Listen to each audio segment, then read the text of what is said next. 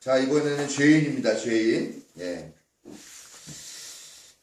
여기 보면 이제 이거 죄인도 죄인. 예. 율법으로 따졌을 때 죄인인 사람들, 이 사람들 표시해야 되죠.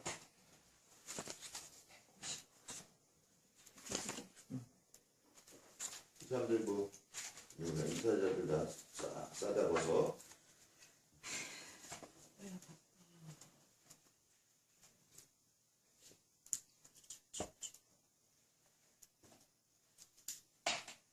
예수님은 이스라엘 사람들을 편을 들고 같이 아파했다라는 거죠. 그러면은 뭐 예수님 뭐 여기 있는 내용을 쭉 보면 그래요. 뭐 율법의 목적이 뭐냐? 사람을 그 법의 목적이 뭐예요? 법의 목적? 선과 악을 가르는 거죠. 선과 악을 가르는 거예요. 그렇게 볼 수 있죠. 근데 뭐 그게 물론 이제 종교적인 선은 아니겠죠. 지금 우리의 법으로 따진다 그러면은 하나의 사회 질서를 유지하기 위한 그런 약속들이죠. 근데 법이라고 하는 것은 엄밀하게 말하면 징벌을 위한 목적이 아니죠. 징벌 예방을 위한 목적이고 질서 유지를 위한 목적이라는 거죠. 그런데 예수님 당시에는 이런 것들로 인해 가지고 어떤 죄인의 굴레를 씌우면서 그 사람들을 이렇게 압박하고 죄책감을 갖게 하고 하는 그런 것들, 그런 작용을 한 게 율법이었었으니까요. 더더군다나 이 정결법 같은 것들은 뭐 도무지 지키기 어려운 그런 내용들을 가지고서 또 때로는 생존의 위협까지도 할 수 있는 그런 법들을 걸었기 때문에 주님이 그런 걸 반대하신 거니까 율법의 목적은 정죄하려고 하는 게 아니라 회개하고 정의로운 사회를 만들고 평화로운 사회를 만들고 오히려 인간을 해방시키기 위한 목적으로. 근데 항상 법이라는 게 그렇잖아요. 법이라는 게 소위 사회 지도층이라고 하는 사람들은 그 법을 다 빠져나가고 그러는데 그 법에 제약을 받는 것들은 항상 누구냐? 그냥 보통 민중들, 뭐 대중들 이런 사람들이잖아요. 그렇죠? 네. 왜 그러냐? 법을 이 사람들이 만들고 있습니다. 그래서 그러면 법을 이 사람들이 만드는 건 막기 위해 가지고 그러면은 우리의 대표를 뽑아가지고 그 사람이 법을 만들겠다 한 게 이제 민주주의, 대의민주주의죠. 국회의원 뽑는 거. 그러나 뭐 그게 그렇습니까? 그것도 또 하나의 또 지도자가 돼가지고 그냥 서로 하려고 난리치고. 여기 보면은 그 가늠한 여인을 끌고 와가지고 돌로 쳐 죽여라 막 이런 얘기가 나오죠. 여기 이제 뭐라 그러면 그 얘기는 사실 어떻게 보면은 약간 지어낸 이야기이거나 아니면 약간 가미된 이야기일 수 있다 이렇게 얘기가 나오죠. 왜 그러냐면 이 얘기가 요한복음에만 나온다는 거죠. 예. 계속 말씀드리죠. 마가복음 생긴 다음에 누가복음 쓰였고 그 다음에 요한복음 썼다. 요한복음 맨 마지막에 쓰여 있는 거의 예수님 돌아가시고 한 70년, 80년 이 정도 지난 후에 쓰여진 거기 때문에 그 사이에는 많이 제도화가 되고 교회화가 되고 한 내용이니까 교리적인 내용을 담은 내용을 들었을 것이다. 그 다음에 돌아가신 이후의 상황들이 반영이 돼서 마치 그게 예수님 시대에 있었던 것처럼 그렇게 반영된 내용이 나올 거다. 그렇게 얘기를 했죠. 그래서 정확하게 말하면 이 가늠한 여인에 대한 사건은 좀 뭐랄까 사실성, 역사성 같은 건 좀 떨어지겠지만 분명한 것은 그 이야기에 예수 운동의 정신이 반영이 되어 있다라는 거죠. 네. 그래서 뭐 그런 겁니다. 그리고 계속 얘기하는 게 율법 규정, 안식일 규정 같은 것들 그런 것들이 사람을 살리기 위해서 하는 것이지 죽이기 위해서 하는 것은 아니다. 네? 그러면서 생명을 살리는 일은 오히려 안식일에도 장려가 되어야 되는 일이다 이렇게 얘기를 하죠. 저희도 항상 얘기하지만 주일날 교회 안 오셔도 돼요. 근데 이제 뭐 이렇게 뭐 놀러 간다거나 그렇게 또 노는 것도 또 우리 생활에 쉼이 필요하니까 그것도 뭐 어쩔 수 없죠. 뭐 그날밖에 시간이 안 나는 분들. 그런데 제가 기꺼이 교회 오지 않으셔도 된다라고 말하는 게 있어요. 주일날 생명 살리는 일을 하러 가면 돼요. 생명 살리고 생명 섬기는 일을 하러 가면은 저는 교회 안 와도 된다는 거예요. 온 걸로 해드린다는 거죠. 그런 일인데 지금 근데 이 골프 치러 가면 안 돼요. 이거 녹음 다 돼가지고 입사가 보면 어쩌나 그래요. 아니 봐도 오늘은 수요일이라 수요일에 갔잖아. 예. 아유, 충격적인 얘기니까 잊어버렸네. 생명을 살리는 예. 그래서 이제 예수님이 뭐 예를 들면 18년 동안 등이 굽어 있는 여자를 치료해줬는데 안식일을 해줬어요. 또 왜 평일날도 날도 많은데 안식일을 해주고 그러느냐 하면서 왜 전부 이 안식일법을 어기느냐 그러면서 막 얘기하죠. 또 가다가 너무 배가 고파가지고 가다가 그 밀밭에서 이게 밀을 이렇게 아마 다 익지도 않았던 것 같아요. 이렇게 손을 비벼가지고 까불어가지고 그거를 먹었는데 그거를 보고서 또 바리새인들 율법사들이 와가지고 왜 안식일을 지키지 않느냐고 또 난리를 치는 거죠. 그랬더니 야 안식일에 사람을 살리는 게 좋으냐, 악한 일을 하는 게 옳으냐, 선한 일을 하는 게 옳으냐, 목숨을 구하는 게 옳으냐, 목숨을 해치는 게 옳으냐, 어떤 것이 옳으냐 그렇게 물어보면 할 말이 없는 거죠. 예수님은 정확하게 율법의 본질을 알고 계신 거죠. 율법의 역할이라는 것은 오히려 권력을 갖고 있는 사람들이 그런 거 갖지 못한 사람들을 향해서 이렇게 착취와 탄압을 하기 위한 것들 그런 것들을 막는 게 오히려 율법의 역할인데 이 사람들은 기득권자들은 오히려 반대로 자기네가 잘나서 이 못난 대다수의 대중들을 통제하고 지휘하기 위한 것이 율법이라고 생각한다는 거죠. 그리고 그거를 하나님의 이름에다가 얹어가지고 하고 있는 거죠. 그런 구조에서 차별받고 있는 이 사람들에 대해서 예수님이 편을 줬다는 겁니다.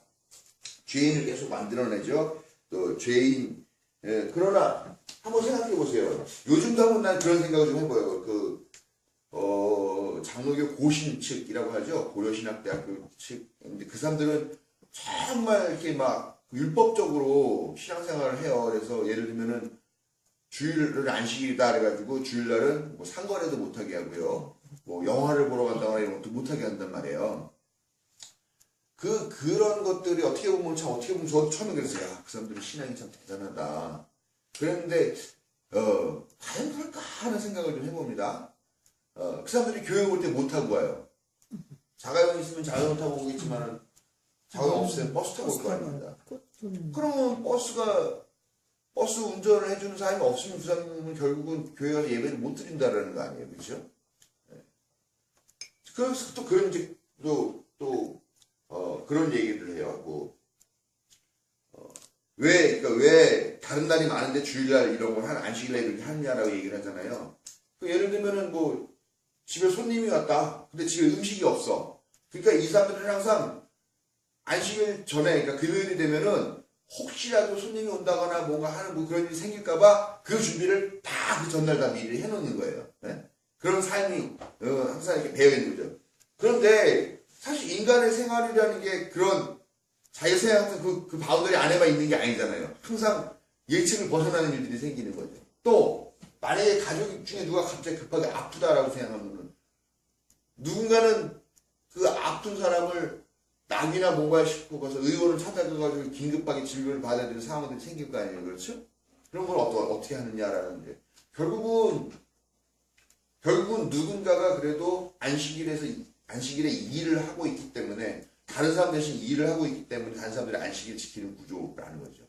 그러면은 그 사람들에 대한 감사의 마음을 표현해야 되는데 그게 아니라 그들은 죄인이라는 식으로 낙인을 지키는 거죠. 참 웃기는 거죠. 그 사람들에 의해서 돌아가는 시스템이 그 사회인데 오히려 그 사람들을 욕하는 그런 구조다라는 거죠.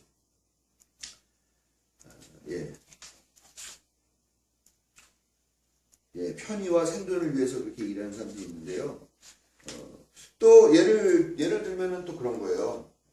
요즘으로 생각해봐도 좀 그러네요. 그러니까 예를 들어 여자들이 생리할 때는 바깥에 돌아다니면 안 돼요. 왜냐하면은 피 흘리고 다니는데 누구랑 이렇게 딱 살이라도 스치면은 스친 사람까지 그 사람은 부정. 부정. 불결한 정결, 불결. 불결, 부정한 사람이 되는 거죠. 그렇기 때문에 그 사람은 아무것도 못한다는 거죠. 근데 만약에 요즘 같은 때에 생리한다고 한 일주일씩 만약에 그냥 기말만 초학기가 안 나온다 그러면 이 사회가 돌아가겠냐라는 거죠. 참 사실은 그런데 그렇게 해야 되잖아요. 생리하는 기간 동안은 일 안 하고 그냥 집에 있어도 되게 해줘야 되는데, 근데 이 나라는 참 이 자본주의 체계는 참 악하니까, 그거를, 한 달에 한 번 쉬면서 대생색을 내면서 뭐, 이렇게 하고. 예, 뭐 좀, 아무튼, 네, 예수님은 이렇게, 율법에서 죄인을 규정한 사람들을, 다, 농민 죄인입니다. 농민 죄인이 아니에요. 농민 왜 죄인이에요? 농민 왜 죄인입니까? 뭐지? 농사꾼인 것 자체가 죄인이에요. 왜 죄인일 것 같아요? 가난해서? 아이고, 네, 가난할 수 있죠. 농민. 자, 농작물이 주일날은 안 자라나요? 피가 주일날은 안 자라나요? 주일도 일해서 주일. 만약에 농사 진다고 치면은 주일날은 비가 뭐 안 와가지고 뭐 논 물고가 안 넘치고 그런가요? 다 터질 건 터지고 다 해야 되는 거죠. 네. 장인은 뭐 말하는 기술자 같은 사람들이죠. 이 사람들은 왜 죄인입니까? 마찬가지죠. 뭐 이 사람들은 농민보다도 오히려 더 가난한 계층이거든요. 이 사람들은 정말 일하지 않으면 먹고 살 수가 없는 그런 사람들인 거예요. 네. 가난한 사람들은 뭐 말할 필요도 없고요. 이 사람들은 가난한 것 자체가 이미 죄인이에요. 니들이 가난한 이유가 뭐냐? 하나님께 복받지 못했기 때문이다. 이 사람은 이미 죄인인 거예요. 평민도 마찬가지죠. 뭐 평민 뭐 이 사람들이 다 평민이니까, 네, 평민이라고 그러고 약자, 과부, 고아, 이방인, 장애인, 환자부 이 사람들도 이미 죄인이에요. 이미 죄인. 네? 네가 과부가 된 이유가 뭐냐? 네가 남편 잡아먹는 년이니까 과부가 된 거지. 예를 들면 이런 거죠. 죄송합니다. 아니요, 전혀 안 이상해. 아니, 제가 그랬다는 건 아니, 아니고, 전혀 아니에요. 예, 고아도 그렇죠. 이 고아는 이 고아는 출생 자체가 죄예요, 그렇죠? 왜 고아예요? 이거 뭐 여기서 말하는 고아는 뭐 부모가 뭐 무슨 뭐 사고나 뭐로 죽어가지고 없는 그런 고아도 포함되지만 그 고아가 아니죠. 지난번에 말한 사생아라든가 애비 없는 자식이라든가 버려진 아이 이런 그 다 뭐예요? 그 불륜관계에 의해서 태어난 사람들이죠. 네? 그러니까 이미 불륜에서 태어난 자체 나면서부터 죄인이에요. 이 사람 같은 경우는 이 사회에서는요. 예, 이방인은 말하자면은 유대인이 아닌 사람들. 유대인이 아닌. 유대인이 아닌 것만으로도 죄가 돼요. 아이방인 유대인이 아닌 것만으로도 죄가 되는 사회죠. 예, 이런 사회. 장애인 뭐 아프잖아요. 뭐 불구이고 뭐 하니까 뭐 아무것도 못하죠. 뭐 성전에 가서 자기의 의무를 다 할 수 있는 것도 아니고 뭐. 예? 환자도 그렇고 환자도 죄인 이미 누워 있는 것 자체가 이제 죄인 거죠. 예? 그리고 금방 안 나. 이런 사람들은 요 부류에 있는 이 환자들은 금방 안 나. 왜 못 나? 예? 아니 뭐 건강 섭취를 해야 빨리 낫는 거고 돈 있어서 의사를 좀 자주 불러야지 낫는 건데 그렇지 않죠. 점점 더 안 좋아져. 점점 더 많이 죄를 져. 딱 보니까 이 사람은 죄일 수밖에 없는 거. 이런 구조라는 거예요. 이 사람들이 기도도 안 해줘. 이 사람들이 기도도 안 해줘요? 왜 기도는 뭐 아무나 해주나. 그러니까. 와서 저기 화목제물도 좀 내고 그러니까. 하다못해 비둘기 한 마리라도 해야 예? 되는데 또 누르글렀지 않은 떡이라도 갖고 와서 해야 그 기도를 해주는 거죠. 근데 예수님은 해줘. 그럼 예수님은 해. 예수님은 해주는 게 아니라 이- 여기 와가지고 환자 같은 사람 고쳐주기까지 하고 거기다 또 밥도 먹여주고 그러잖아요. 그러니까 예수만 예수님은 이 사람들을 위해서 위해서 오신 오신 거야. 거니까 예수만 곰곰이 생각해보면 역시 밥 먹여주는 사람이 하나님이구나. 네? 들어요. 네, 여성, 그 다음에 여성. 예수님이 함께 아파하고 있던 사람이 여자. 성소수자 문제 약간 보류해요. 여기 성서에는 성소수자에 대한 이야기가 별로 나오지가 않아요. 구약에서는 성소수자들, 그 다음에 뭐 이렇게 동성애자들 이런 사람들을 다 때려 죽이라고 나오는데 신약에는 그 얘기는 거의 안 나오는 것 같아요. 몇몇 요즘 이제 성소수자 이런 문제들이 많이 나오니까 몇몇 사람들이 성서 해석을 좀 극단적으로 해가지고 예를 들면 뭐 사도 바울이 동성애자였다 뭐 이런 주장을 하는 사람도 있긴 있는데요. 그건 뭐 어쩌고 성서적으로는 저는 볼 때도 너무 많이 나간 거니까 요거는 일단 빼놓고요. 여자.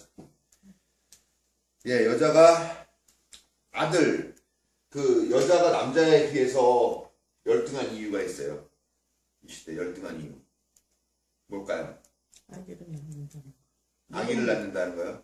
노동력. 예. 아기를 낳는다는 것. 만약에 여자가 그 우선은 노동력이에요. 말씀하신 게. 다들 농사 짓는 사람이 90% 이상이잖아요. 농사 짓을 때 제일 필요한 게 뭐예요? 트랙터, 말, 뭐 농기계 이런 거 있죠. 근데 그런 거 없던 시대 뭐예요? 사람이죠 결국은. 노동력. 예. 그렇죠. 그럼 사람이 근데 여자가 노동력 있어요? 남자가 노동력 있어요? 뭐 말할 필요도 없이 남자가 노동력이 더 있죠. 그러니까 여자는 그나마 여자가 결혼해가지고 사람 대접 조금 받으려면 뭐냐 아들 순풍순풍 잘 낳아야 된다는 거예요. 근데 사실 다 아시다시피 이미 그 아이의 성을 결정하는 염색체는 남자에게 있잖아요. 남자 정에게 들어있는 정자에 들어있는 건데 이게 그때 몰랐으니까 무조건 여자한테 책임을 다 지라고 그런 거예요. 그러니까 노동력 문제가 있는데 남자는 가가 농사라도 짓고 하는데 그걸 못하죠. 그러니까는 또 남자가 대를 잇고요. 여기는 대가 되게 중요하잖아요. 이제 뭐 우리나라도 한 20년 전만 해도 막 아들 못 낳으면 막 그러고 대를 끝나는데 요즘은 오히려 그냥 딸을 더 이뻐하는 것 같아요. 네, 저 같은 사람은 어디 가가지고 별로 화장을 못 받는데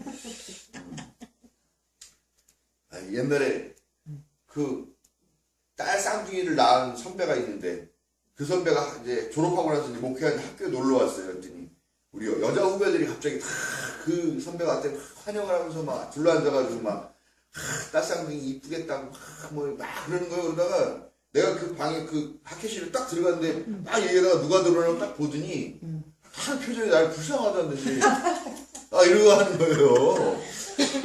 그 자리에 끼지도 못하고 옆에 이렇게 앉아있다 왔다니까. 네. 뭐 요즘은 아무튼 그렇지만 대를 잇는다는 게 되게 중요한 거죠. 예. 그렇게 그냥 길을 쓰잖아요. 아브라함, 이삭, 야곱, 뭐 이삭, 아브라함, 이삭을 낳으려고 막 그냥 애를 쓰고 그러고. 그랬는데 뭐 당연히 남자만 대우받으니까 그게 중요한 거죠. 여자는 그냥 단지 이 남자를 낳는 노동력을 낳는 그나마도 잘 낳는 사람이지만 그러니까 이제 여자를 낳을 경우는 어떻게 하냐 여기에 나와 있는 얘기들이 있죠. 또 어린아이에 해당되는 얘기구나. 아이를 낳게 되면 아들이면 그대로 두고 여자아이 되면 내버리시오 죽도록 내버리시오. 네.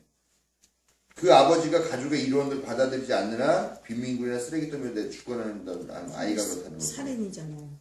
네, 그렇죠. 살인이면 쉽게 넘어가기는 거는 여자 죽이는 건 살인 아니에요. 아니에요? 여자 죽이는 살인이 아니에요. 와, 아이고 우리 다 죽어야 돼. 아이고. 한동안 그런 얘기 있었어요. 군대에서 그 사람이 죽으면 어떻게 돼요? 사람이 죽으면 그걸 갖다가 이렇게 뭐 사람 죽었다고 생각하지 않고요.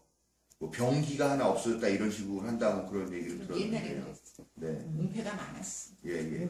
은폐가 아니라 실제로 그렇다는 거죠. 실제도 그래. 그 소총수 같은 거는 그냥 거의 소모품이라고 생각이 돼가지고 그게 병사 하나가 죽었다라는 게 아니라 뭐 병기 하나가 아니면 군대 물자가 하나 없었다 이런 식으로 얘기를 한다고 그러는데 뭐 정확한 건 모르겠는데요. 네.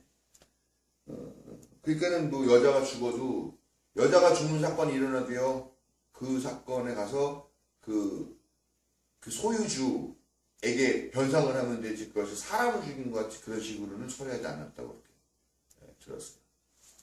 감사한 줄 알았어요. 오히려 남자들한테 큰 소리 치면서 굉장히 그게 아이를 남편한테 백광이 이러면 사시는 분이 계시는데 어딜 백광이라고 그러냐? 예 아주 이제 세상이 좋아졌습니다.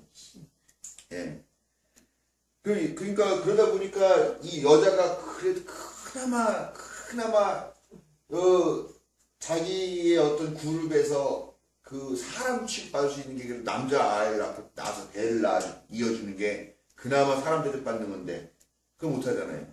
그러고 보면 성서에도 보면은 그런 것 때문에 눈물을 흘리면서 기도했던 여자들이 몇 명 나오죠. 예. 한나, 제일 유명한 한나 누굴 낳았어요?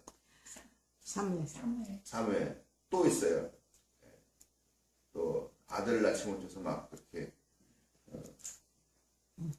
바쁘잖아. 요한.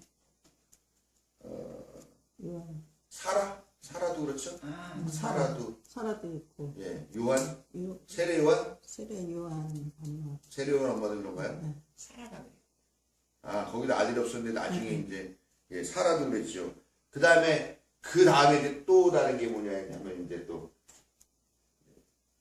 여자가 많잖아요. 여자가 아내가 많잖아요. 그러면 이제 그 사이 여자 경쟁인데 누가 더 아들을 많이 낳느냐 하는 게 레아와 라헬이 그 경쟁이 붙었죠. 그러나 이제 레아가 많이 낳긴 낳지만 남편을 특별하게 그 라헬을 더 사랑하고 그랬었나요?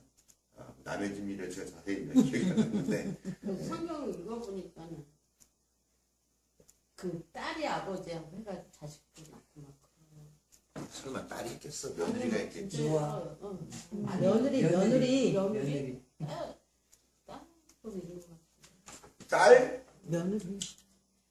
며느리는 딸로 이복 오빠가 이복 여동생을 건드려가지고 한 이름이 있고 그런 건 나오고요. 노아도 며느리예요. 며느리야 그러니까. 아니 그렇지. 노아는 아들이 셋 있었잖아요. 술 취해서 그러니까 아니, 며느리가 노아는 아니에요. 노아는 아니에요. 노아 아니지. 노아가 아니라 유다입니다. 유다. 그리고 술 취해가지고 아버지 취해서 애기 낳은 그 딸인데 그렇지 않아? 딸이 둘이 있어요. 네. 딸이 둘이 있는데 딸. 그럼 하나는 이렇게 덮어 아직 그게 노아 얘기예요. 그게 노아 얘기야. 아니, 그거는 노아 얘기고. 노아 셈과 한가 야벳 낳은 그 예. 노아 얘기. 노아 얘기야. 예, 그건 노아 얘기고요. 지금 다른 얘기가 있어요. 그 유다의 얘기인데, 유다가 아들이 많이 있었어요. 그런데 아들이 많이 있었는데 그날은 어떤 법이냐면은 큰 형의 형수가 있잖아요. 근데 큰 형이 죽으면 그 동생이 형을 아내로 데리고 와서 이게 뭐 그런 거예요. 이게 워낙 전쟁도 많고 막 이렇게 죽어나간 남자들도 많으니까 그 여자 가족으로 이론을 받아들였는데 이제 남편 죽었다고 내팽개칠 수가 없으니까 그 사람 책임지는 거죠. 그러니까 일부 다처제가 허용되는 사회인데 그러니까 이제 형이 죽으면 형수를 내가 어쩔 수 없이 이제 책임을 져야 돼. 책임을 져야 되는데 아들이 몇 명 있었어요. 몇 명 있었는데 맨 큰 형의 형수가 있는데 이 아들이 계속 그러니까 큰 형이 죽어서 둘째 왔는데 일곱 명? 명수는 정확하게 기억이 안 나요. 둘째 형도 또 죽고 그러니까 이게 완전히 정말 말 그대로 남편처럼 보는 여자인 거야. 그러니까 아들이 나중에 하나가 남았다 그랬는데 이제 이 유다가 안 되겠는 거야 도무지. 막내 아들까지 잃을 수는 없어가지고 계속 이 핑계도 핑계를 대면서 이제 혼인을 못하게 하는 거죠. 그러면서 이제 그런데 이제 이 유다가 가끔 이제 술 한잔 마시고서 그 동네에 그 창녀집에 가가지고 창녀 관계를 맺는데 이 며느리가 앙심을 품었다고 하기보다는 뭐랄까 당연히 해줘야 되는 걸 안 하니까 자기가 창녀인 것처럼 변장을 하고 시아버지와 관계를 갖죠. 그래서 아이를 낳죠. 베레스와 세란가? 아니 그런 그 쌍둥이를 낳습니다. 그렇게 해가지고요. 그런 얘기는 있는데 딸하고 얘기는 없는 것 같아요. 딸은 아니야. 네. 그리고 구약 성수 자체에요. 그 근친상간하는 거에 대해서는 다 돌로 쳐 죽이라는 얘기가 나와요. 하다못해 뭐 이모, 고모, 뭐 엄마, 뭐 그런 얘기가는 그렇게 나오기 때문에 아마 그런 일이 실제 있었다 하더라도 성서에는 그게 기록은 안 돼 있을 것 같아요. 그러나 며느리하고는 관계는 이렇게 몇 군데가 있죠. 며느리는 근친이 아니거든. 그렇죠. 네. 엄밀하게 따지면 근친이 아니거든. 근친이 아니죠. 예. 그냥 이게 자기 아들과 아버지가 같이 한 여자를 공유한다는 건 도덕적 문제는 있어도 근친이나 이런 거는 아니니까 혈통이 없으니까. 예. 예.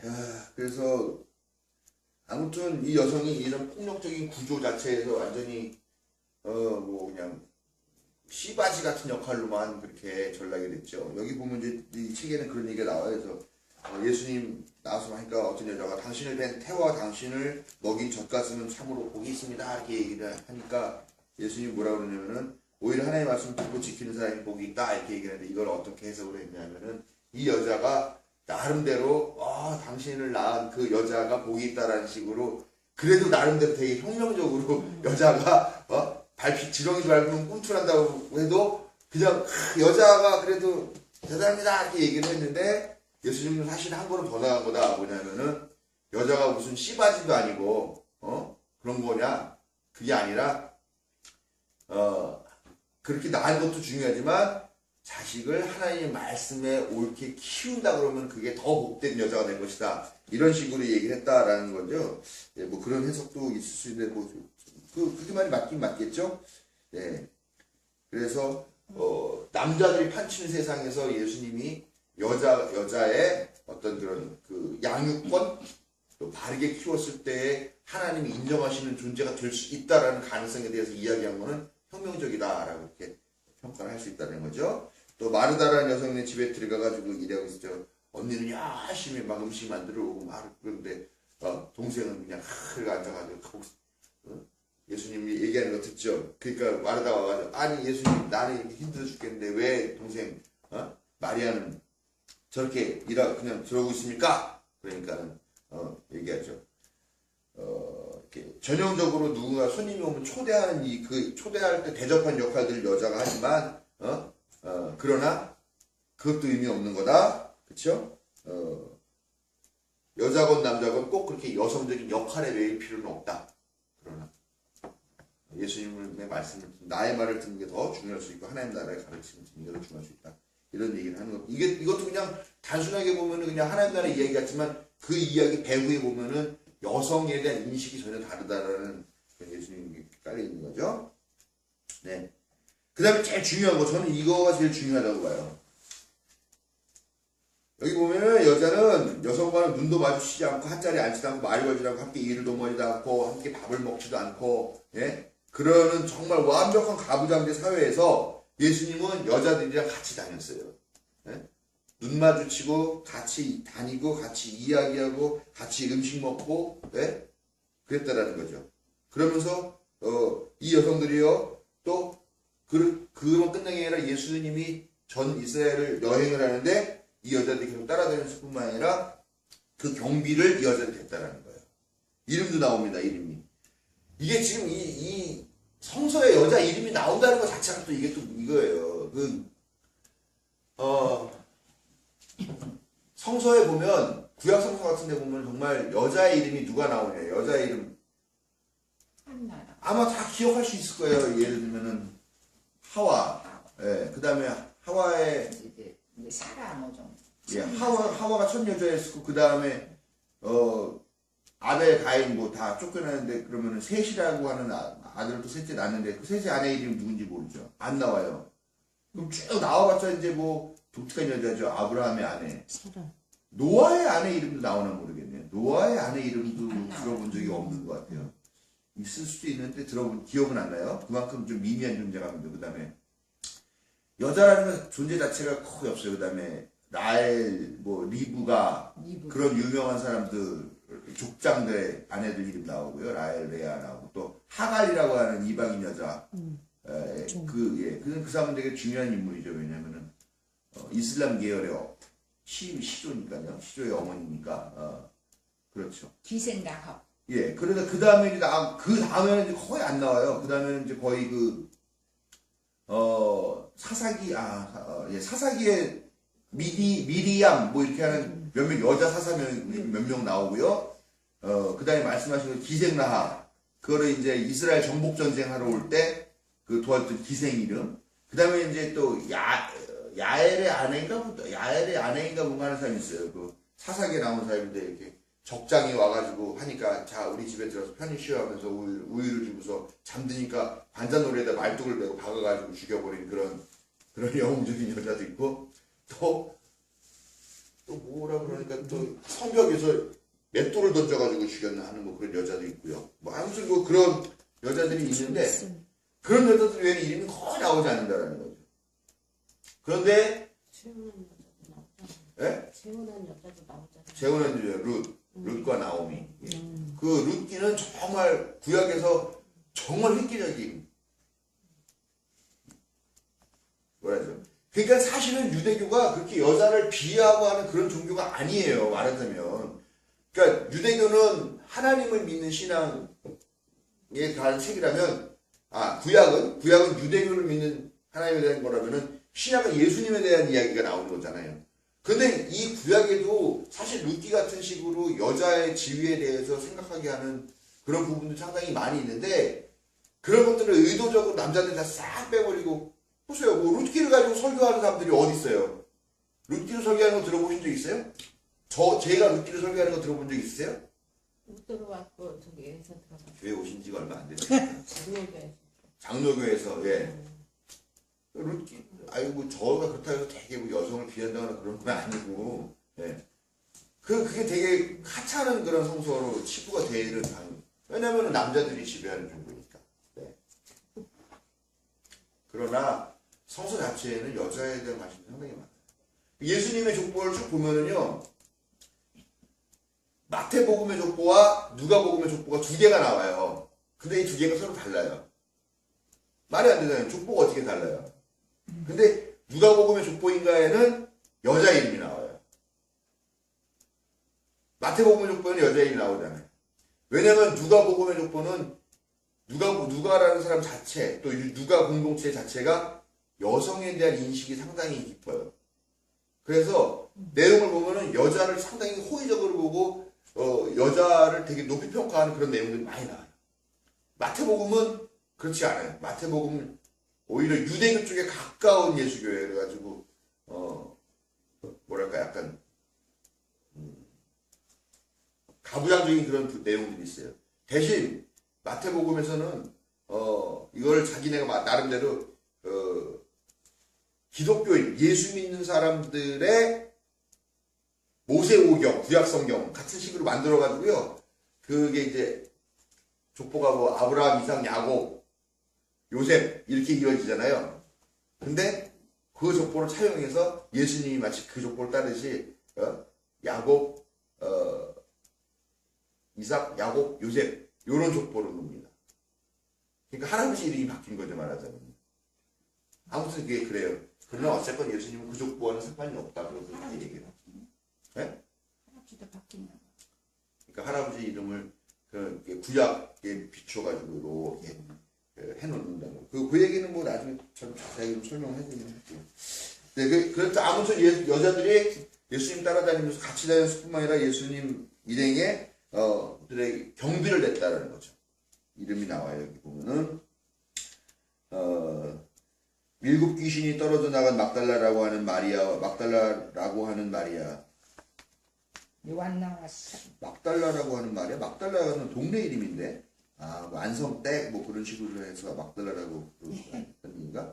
헤롯의 청지기인 구사의 아내 요한나, 수산나가 있고요. 그 밖에 다른 여러 여자들이 옆에 따라다니면서 예수님 경비도 내고 그랬다는 거죠. 뭐 집에 재산이 많은 사람들은 그랬을 거고, 뭐 하다못해 예수님 뭐 옷 같은 거 해지면 옷 같은 것도 좀 바늘대서 그렇게 했고 그렇게 했겠죠. 네, 그런 역할들을 했습니다. 그런데 지금 한국 교회에서 여자들이 있어야 할 곳은 어디냐? 주방이죠. 주방에서 주방 공사나 시키고 설거지나 시키고 그러면서 저는 지금도 말씀을 드리는데 절대 식사 준비한다고 축도 전에 올라가지 않으셨으면 좋겠어요. 그래봤자 그 축도 시간에 광고 들어봤자 그래봤자 길어야 한 10분인데, 아니면은 축도 끝나고 광고는 안 들으시더라도 올라와서 식사 준비 담당하게 하시면 좋겠는데, 축도 끝나기 전에 안 올라왔으면 좋겠어요. 요새는 안 올라가잖아. 광고할 때 올라. 그러니까 그래봤자 한 5분 3분인데 그 예배를 온전하게 드려야지. 교회가 교인들 밥 먹이는 것도 중요하지만 그것 때문에 마지막 예배 순서까지 참여하지 못하고 올라가서 준비하라? 난 그건 아닌 것 같아요. 그리고 그 일들을 주로 여자가 한다는 걸 봤을 땐 진짜 그건 정말 아니라고 생각해요. 네, 그래서 축도가 끝나기 전에 안 갔으면 좋겠다는 거라는 겁니다. 아무튼 그렇게 기독교 그렇죠. 예수님 이제 이런 것들도 예수님 이후에 이렇게 예수님을 따라다니고 곁에도 같이 얘기하고 또 그때 도움을 받고 하셨었는데, 그런데 어떻게 됐냐? 이게 기독교도 변질을 하는 거죠. 제도 종교가 되면서부터. 예? 그러면서 그 이후에 중세시대 같은 경우는 어떻습니까?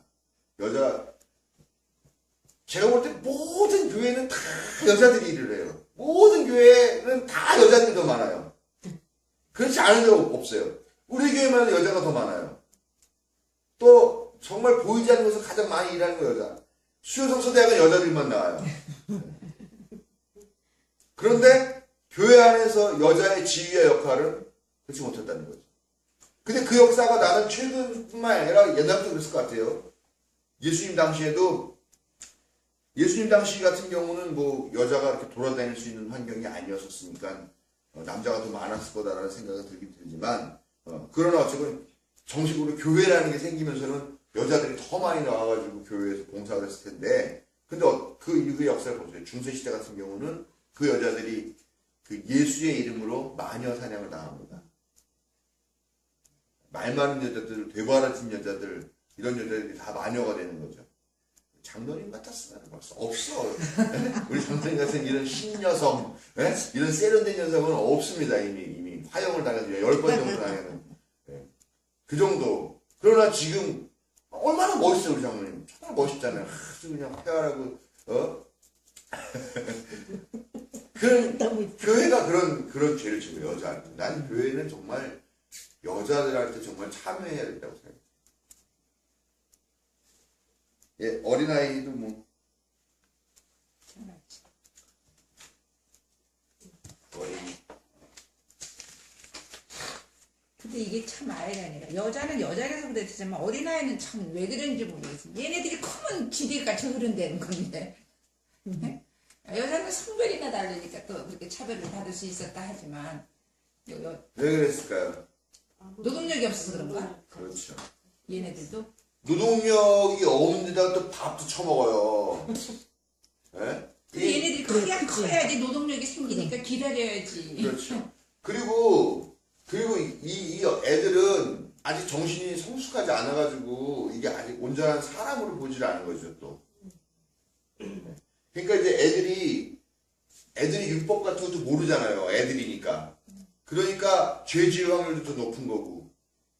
그런 여러 가지 이유가 있는 거예요. 이 어린이에 대해서 차별하는 거는요. 사람 취급을 안 하죠. 그러다 이제 성년의 때가 돼가지고 성년식을 하거나 하면은 이제 본격적으로 뭐 마을 회당 앞에 있는 뭐 그런 뭐 큰 당나무 밑에 같은 데 가가지고 이제 그런 성인식 같은 걸 치르면서 이제 본격적으로 어린이 되는 그런 걸 거칠 때에 이제 얘도 그 사회 이론으로 받아들여지긴 하는데 또 그렇잖아요. 뭐 사실 때 애들도 얼마나 많이 죽었겠어요. 건강 위생 뭐 이런 문제 때문에. 그러니까 이게 말하자면 투자 이게 투자 가치가 있는 건지 없는 건지. 왜냐면은 뭐 식량은 한정돼 있는데 나았다고 다 키울 수는 없는 거라는 거죠. 튼실하고 건실한 놈을 위주로 살리고 약한 놈들은 도태시켜버리고 뭐 그렇게 된다 그러면은 아마 제 생각에는 그 자기들 갖고는 나름대로의 어떤 죄의식 같은 것들을 완충시켜주는 그런 역할들을 아마 이 아이들을 깔보면서 그런 것들이 자연스럽게 나는 사람을 도태시킨 게 아니라 물건을 도태시킨 거야. 아마 이런 식으로 하는 그런 기대도 있지 않았을까라는 생각이 드는데요. 아무튼 어린이들은 뭐 굳이 뭐 말 안 해도 되겠죠. 어린이들은 뭐 말 그대로 아무것도 아니었는데 예수님은 어린이들을 꾸짖는 사람들을 보면 예수님은 화를 냈어요. 꾸짖었어요. 어린이들이 자기에게 오는 거를 막 화를 내면서 막으면 예수님이 그걸 놓고 화를 내셨어요. 네, 그래서 어린아이가 너무 예수님 왜 그러셨을까요? 왜 그렇게 어린이를?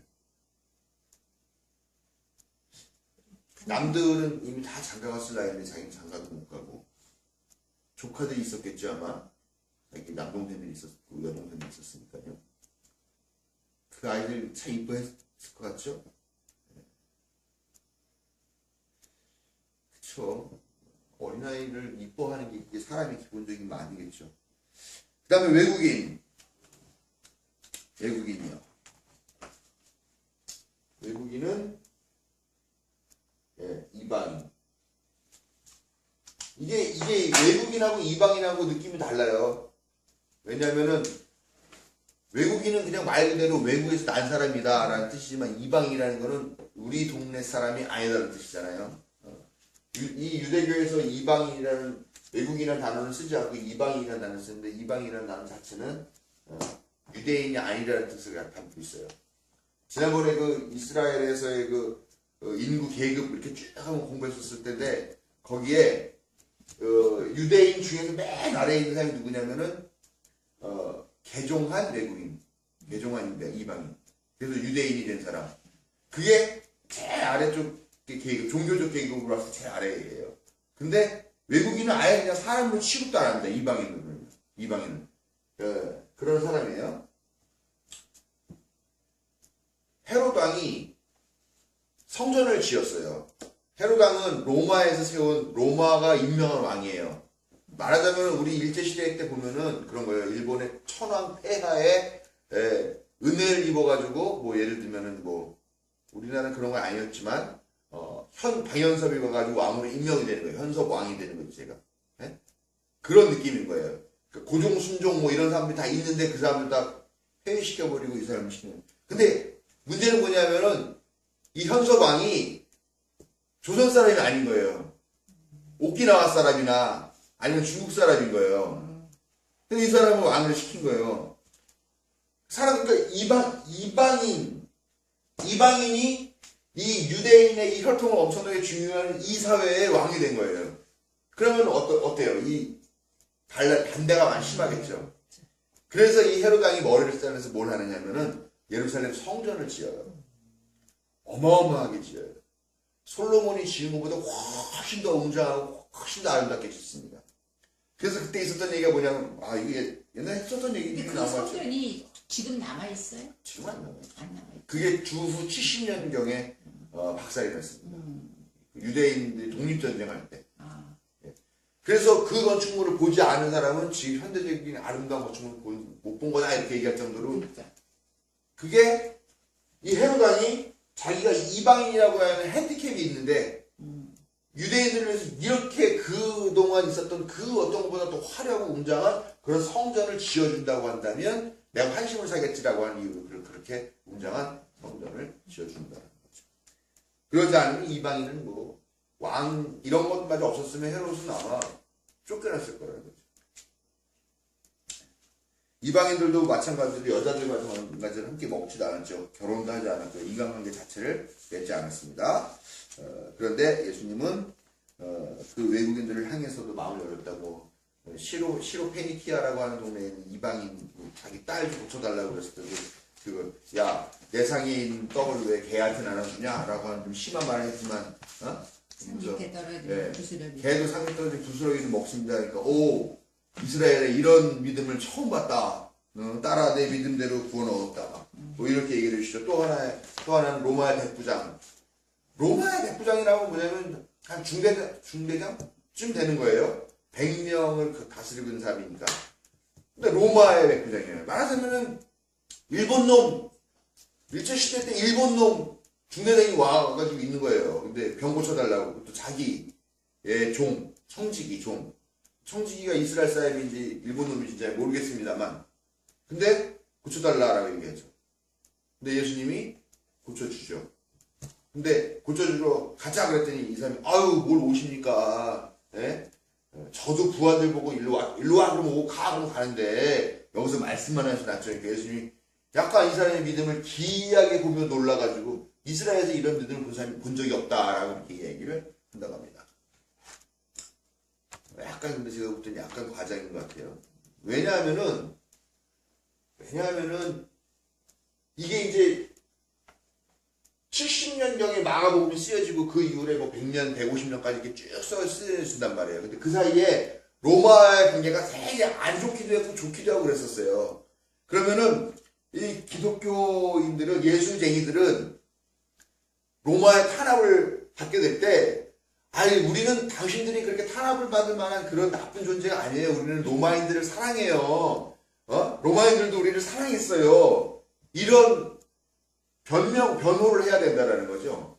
그렇기 때문에 이런 이야기들이 들어가지 않았을까라는 생각을 하는 거예요. 예를 들면 그런 거예요.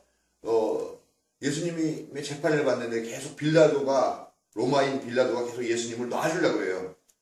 내가 보기에는 무죄하다 뭐 하면서 나중에 손 씻고 나는 이 죽음에 아무런 죄가 없다 이렇게 선언을 하기도 하는데 사실은 빌라도가 죽인 거거든요. 역사적으로 봤을 때는.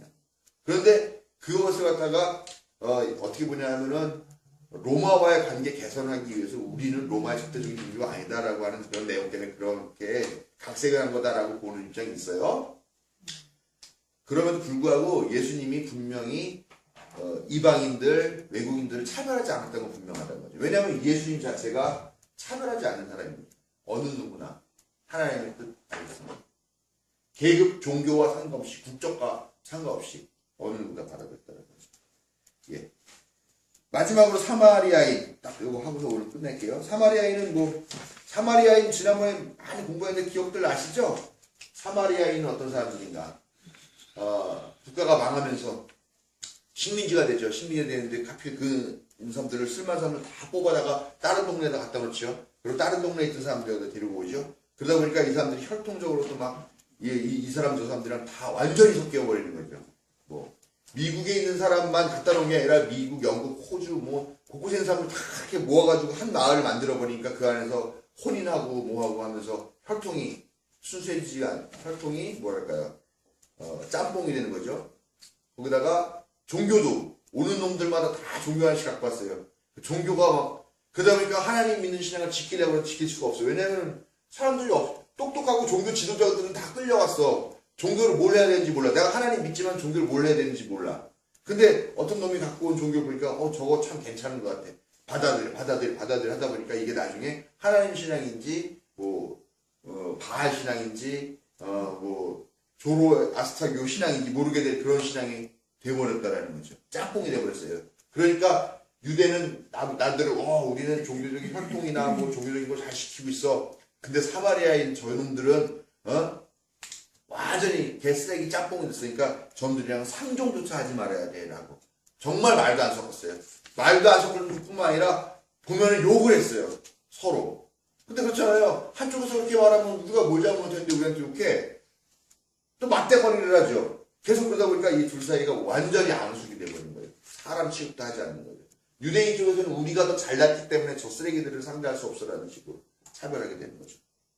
그랬는데 예수님은 그 사람들에게도 기꺼이 수가성의 여성이라고 합니다. 그리고 나에게 물 한 잔 달라 하니까 당신은 유대인인데 왜 나한테 물을 달라고 그러니까 너에게 지금 당신에게 물을 달라고 하는 내가 어떤 사람인지 알면 당신은 나한테 그렇게 대하지 않았을 텐데 당신 누구시오?